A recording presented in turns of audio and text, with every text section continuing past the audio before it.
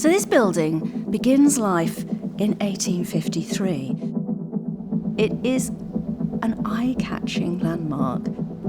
I don't think anybody could walk past without realising it was a historic building. In 1823, the land here was purchased by a Mr. Laurence Sulivan, a really big figure on the political scene. Things take a bit of a turn, however, when his grandson takes over the estate. Another Laurence, married to a lady called Elizabeth. The pair of them are also very much at the heart of political power, and they're rich, seriously rich. As many a woman in that position, she got very involved in charitable giving, but sadly died in 1837, which I think must have been quite a big blow for her husband, because he seems to have felt a great need to memorialise her, and this is the building that he builds in her name after her death. I want you to imagine a world in which everybody has to pay for their education. It's costly. And the Ragged School movement begins as a non-conformist movement. Ordinary people start to set up free schooling for the very poorest.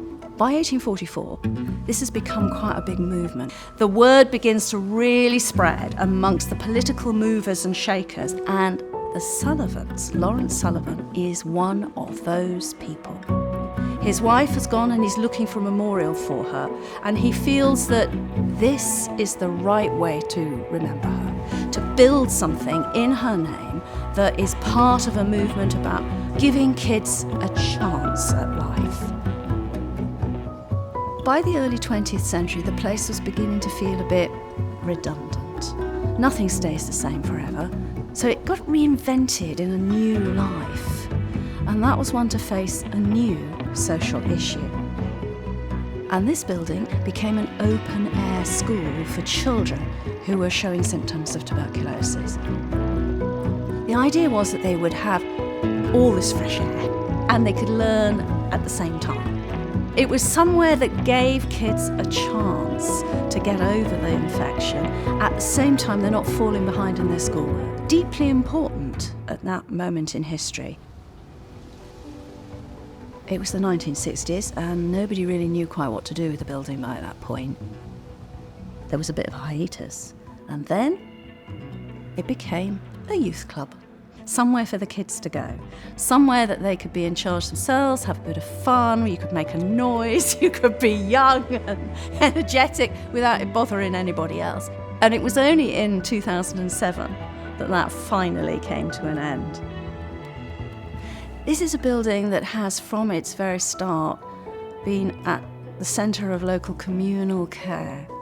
And now, in yet another phase of its life, it's still something that is about both home and care.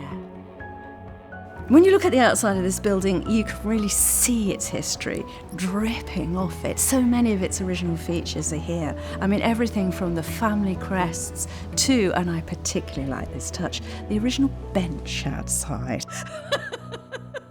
So many architectural details that tell you about how, its sort of place in our history.